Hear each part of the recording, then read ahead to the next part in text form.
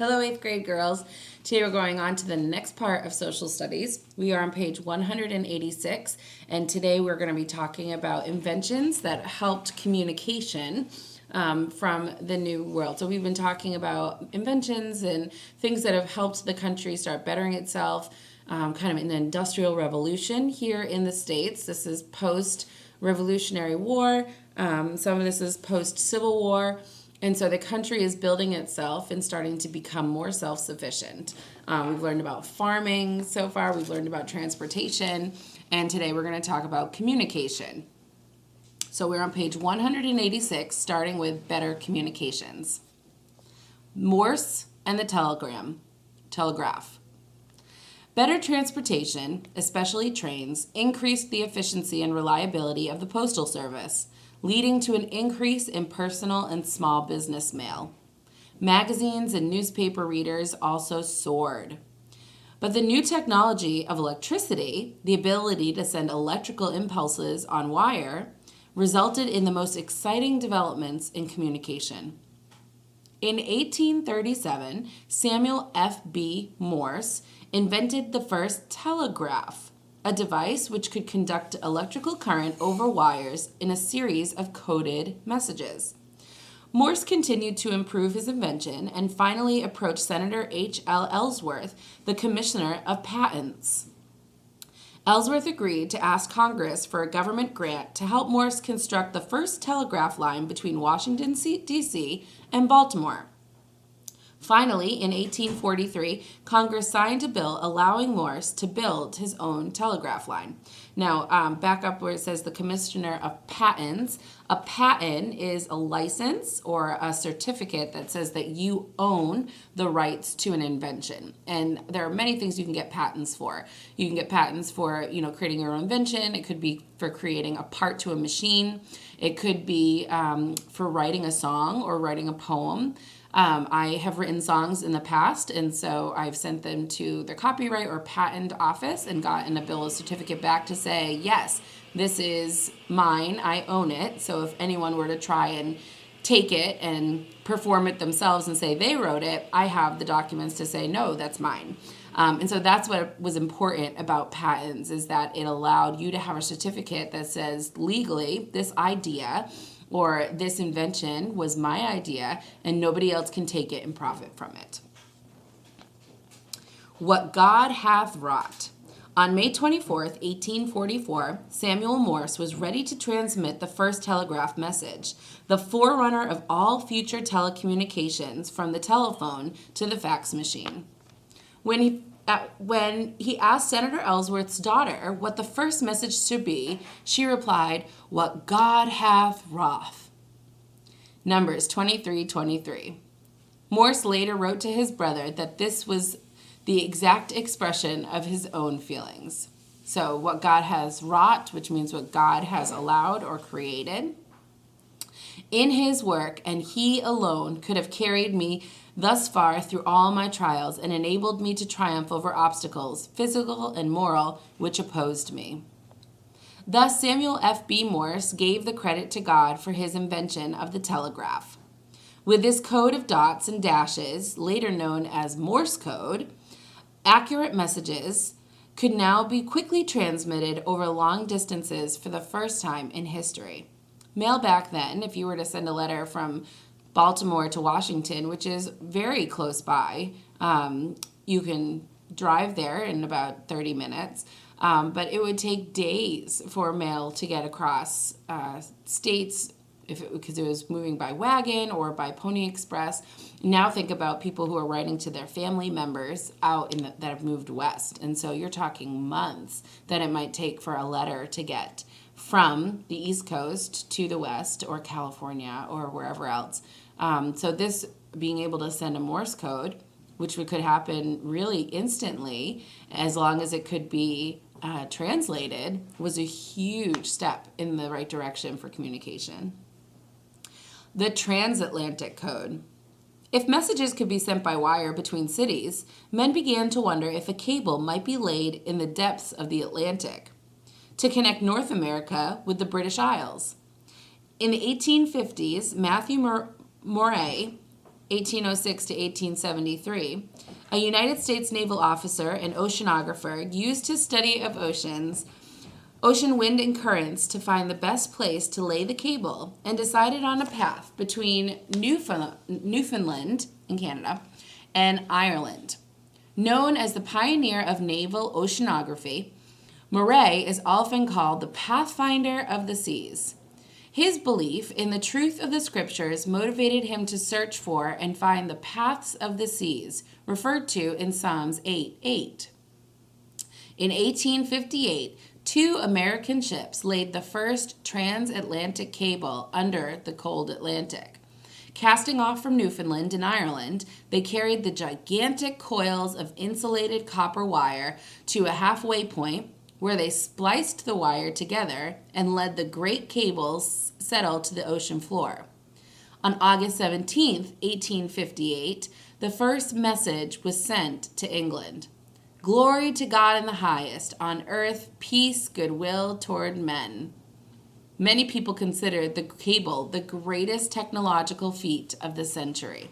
You think about how long that wire must have been to go from Newfoundland, Canada, all the way to the British Isles. One wire straight all the way across. That's pretty impressive at that time. The man behind this bold venture, Cyrus Field, 1819 to 1892, staked his reputation and fortune on this plan. Field was an entrepreneur, a person who risked personal loss to develop and market a new product or idea. America's economic system of free enterprise has always encouraged entrepreneurs like Cyrus Field. So he staked his reputation, he gave up everything. If this failed, he would have been a laughingstock and he would have probably lost all that he owned money-wise. But he was willing to do that to prove that this could be done. And it was, thankfully. When the people of New York City heard that a message could be sent almost instantly to London, they celebrated with thunderous cannon salutes to Cyrus Field. President James Buchanan and Queen Victoria of England exchanged goodwill messages over the wire. In the midst of joy and celebration throughout the United States and Great Britain, word came that the cable had snapped in the depths of the sea. Cyrus Field determined to lay a successful cable. In 1866, after much personal and financial hardship, Field finally succeeded in making a cable that could withstand the strain of ocean depths. The Pony Express. Wanted, young, skinny, wiry fellows not over 18. Must be expert riders, willing to risk death daily. Orphans preferred. That's quite the job description. The paper in San Francisco ran this ad in March of 1860. Shortly before telegraph lines were strung between the Atlantic and the Pacific, the Pony Express was the fastest mail service available. A young rider, mounted on a horse in St. Joseph, Missouri, slinging a mailbag over his saddle. After 10 miles, he came to a relay station where he mounted a fresh horse. After 8 such transferred, the tired rider transferred the mail bag to a new man who continued with a fresh horse. Moving at breakneck speed over the plains, mountains, and rivers, the Pony Express could reach San Francisco in 10 days, if not waylaid by Indians or bandits. This mail service, considered incredibly fast for a horse and rider, lasted from April 1860 to October 1861, when the telegraph linked the East to the West. The Pony Express is yet another example of the ingenuity and dedication of individuals living under free enterprise system. If you think of a relay race, if you've ever run in a relay race, you run for a bit and you have a baton that you hand off to the next runner who's waiting at an increment, and they run a certain amount, hand the baton off to the next person, and then they run, and so you end up running a long race but in short increments with different people. This is how the Pony Express ran as well. You have many people lined up across the West at this point, at different stations ready with a horse, and as soon as that rider got there, they would hand off the bag, and the next person would be off, and the original person with the bag would take a rest and then head back to do it all over again on the next mail run. And so that's how they got mail from Missouri, it said, to San Francisco just in 10 days on a horse. That's almost halfway, or about halfway across the country, if not a little bit more, going across plains, going across Rocky Mountains, going across all kinds of topography, and Indians and bandits, and a lot of the West was not settled at this point. So you're going across barren land where you're not seeing anyone for days, and you are just riding as fast as you can to get to the next post to either pick up a new bag of mail or to hand your bag off and head back the other way. Pretty intense job, very dangerous job, but this is how news got around from the Midwest to the West. New technology. New inventions changed more than the economic life of our country. The study of science, medicine, and hygiene made life better for all Americans. Above all, American pioneered the field of applied science, or technology, the practical use of science and knowledge. The American fascination with applied science led to a continued study of God's natural creation and two new discoveries in the natural sciences and medicine. Excelling in natural science. A great Christian scientist. In 1846, the famous Swiss geologist Louis Agassiz came to the United States to teach zoology, or the study of animals or living things, zoology at Harvard. Agassiz was especially fascinated by fossil specimens he had studied in Europe and America. He became known as America's great science teacher for his interesting lectures. Agassiz firmly believed that God had followed a wise master plan in his creation. When Charles Darwin published Origins of Species in 1859, which suggested that all living things were produced by evolution, Agassiz argued against evolution in favor of creation. As an accomplished student of fossil records, he said that fossil records contain no evidence for a change of one kind of living thing to another. A wildlife painter. John James Audubon, if you've heard that term before, the Audubon Society. A lot of our paths around and hiking trails around us are owned by the Audubon Society. This is where it comes from. John James Audubon, a talented naturalist and artist, painted many of the birds of America's forest. Audubon believed that many bird species of the lower Mississippi Valley should be cataloged and studied through realistic drawings. A great personal sacrifice, he took his family to Louisiana and began to document bird life there.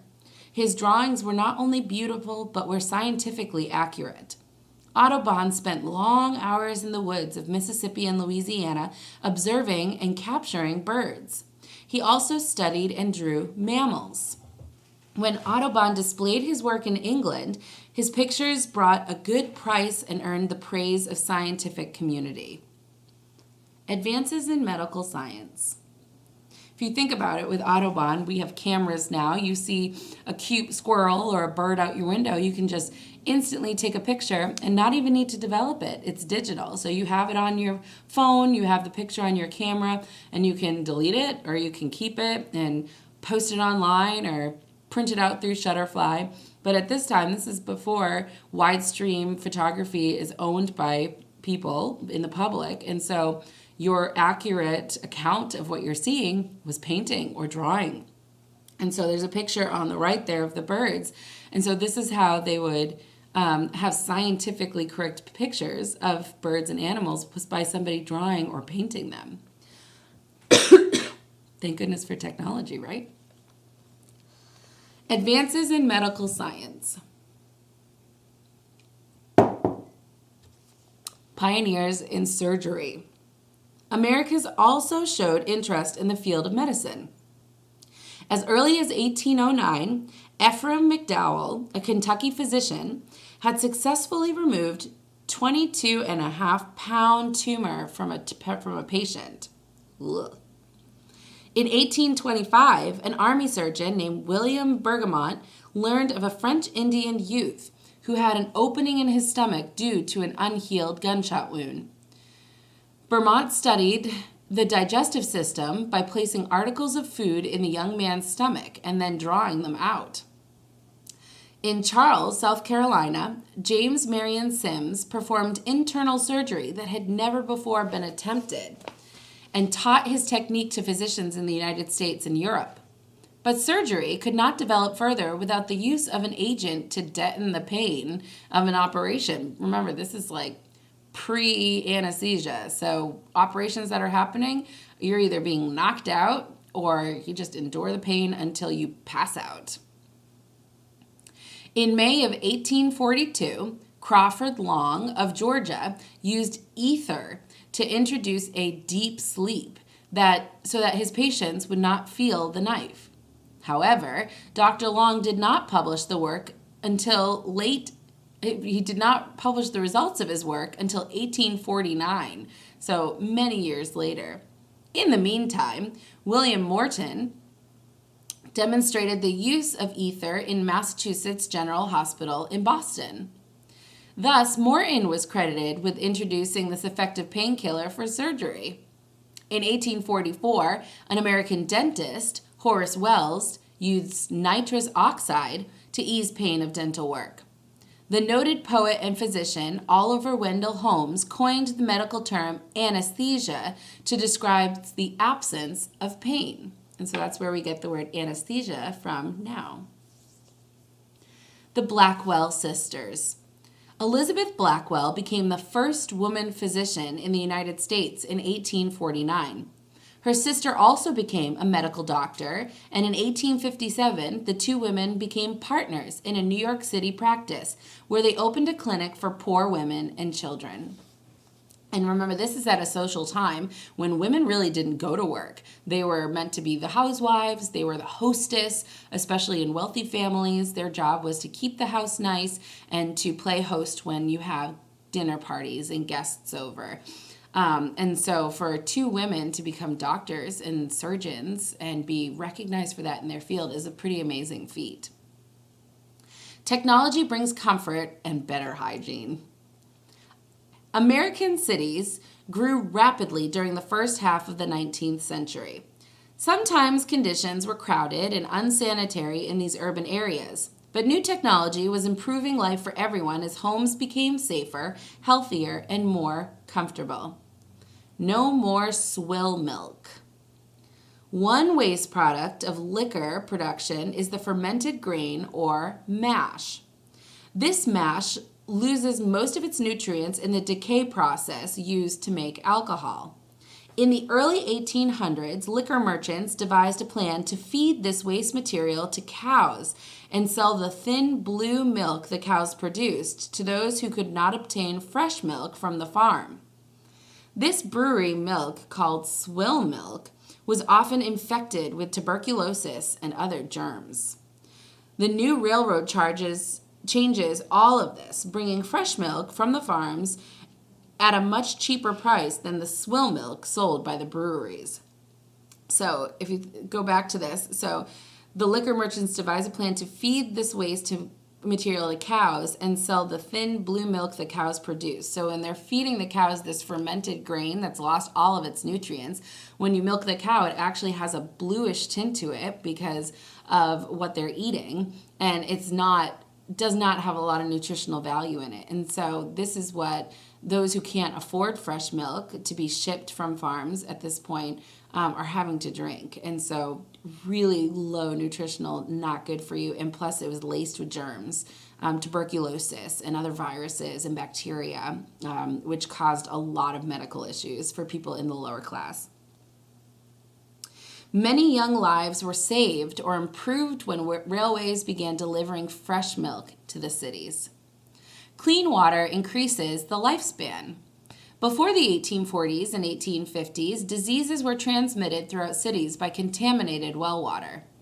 The new methods of making concrete and iron bridges provided aqueducts to bring fresh drinking water to American cities. Aqueducts is a system of tunnels or channels made by metal or concrete to bring water from rivers to cities. Actually, aqueducts go way back to ancient times in Greece and Rome. There you have ancient aqueducts and cisterns. We learn about cisterns when we talk about Joseph and his brothers threw him into a cistern or a large rock holding tank for water or grain. And so the idea of aqueducts goes way back in time. And so the U.S. is now finding we don't have enough clean water. And so aqueducts start to be built so that clean water from out in the country can be flow into cities to provide fresh water for all the people living there. Also, the introduction of cast iron pipes made plumbing more practical and economic. Thus, city dwellers could now drink fresh, clean water and even bathe in their own homes. To think, the little things that made life so much easier.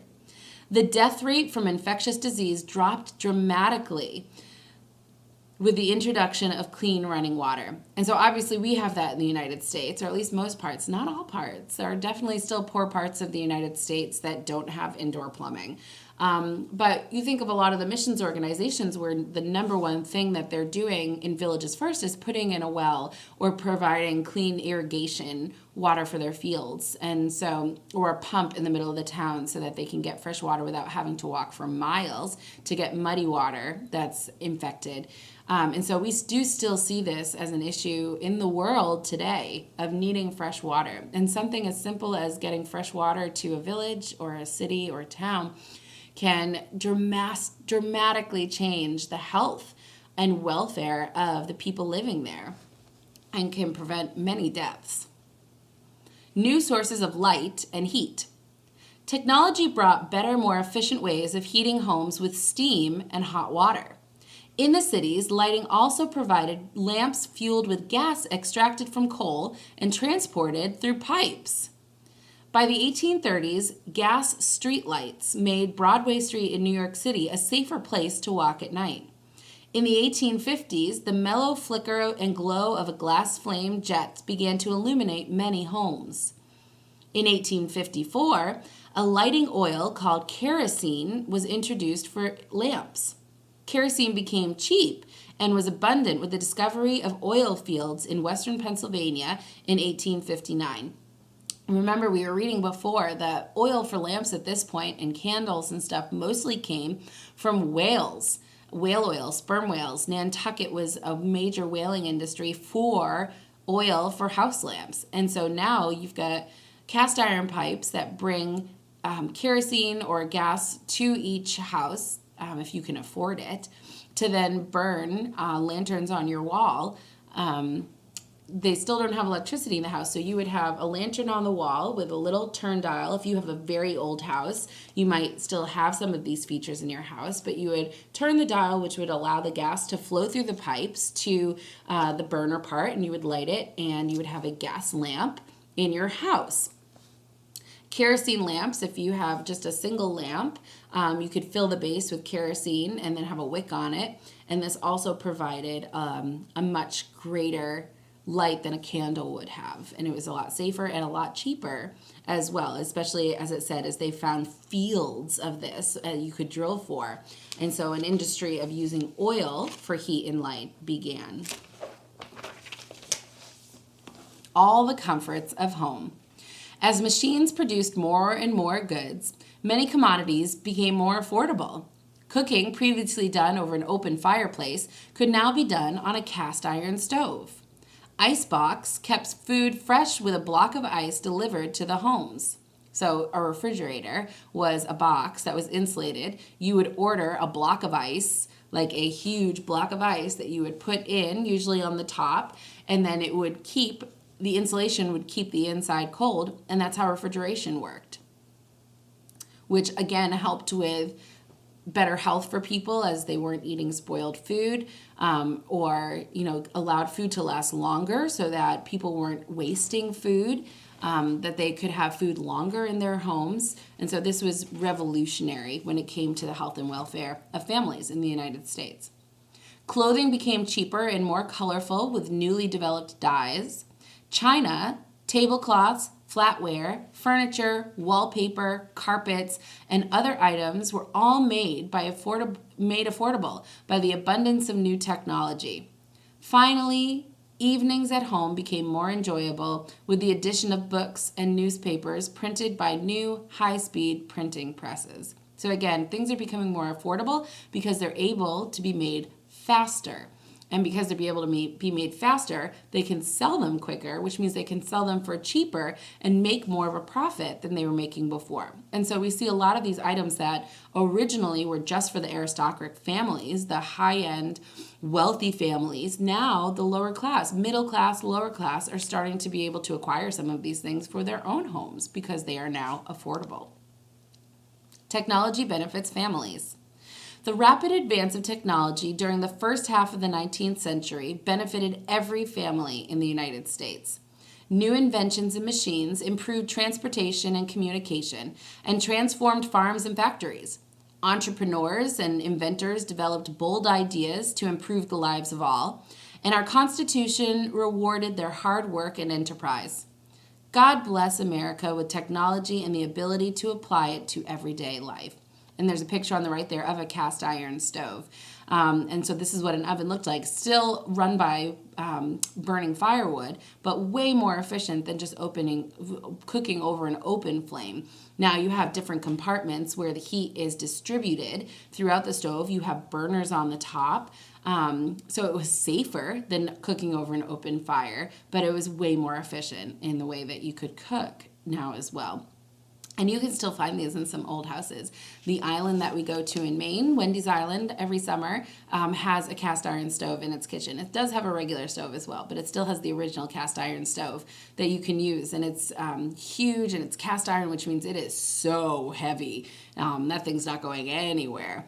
But it allowed you to cook and to heat your house really as well. So it could be used as a heater and a stove for cooking as well. So your checkup questions for today. You can go back and re-listen to the video as you're answering these questions, or if you've already done them while I've been reading, wonderful. So first one, what decreased the cost of mail and increased the amount of mail being sent? So what system in place allowed this to happen? Who invented the telegraph? Why did it take him so long to get his first telegraph line installed? What were the first words sent over the telegraph wire and when? Remember, this is the one between Washington, D.C. and Baltimore. Why is Matthew Murray called the Pathfinder of the Sea? What is an entrepreneur? How was Cyrus Field an entrepreneur? What kind of rider was needed for the Pony Express? Think of the job description in the newspaper from San Diego or San Francisco. Why didn't the Pony Express last long? What is applied science? Name America's greatest science teacher. What did he say about Darwin's fossil record? What talented naturalist and artist painted many of the birds in American forests? Think of a society that we have around here. Name 2 early pioneers of surgery. Name the first woman physician in the United States. Where did she open a clinic for poor women and children? Who made swill milk? Why was it often dangerous? So what kind of factory or what business created swill milk and why was it dangerous? What new methods made fresh water available? And before electricity was readily produced, how did cities light their darkened streets? And things to identify: transatlantic cable, Crawford Long, William Morton, Horace Wells, and anesthesia.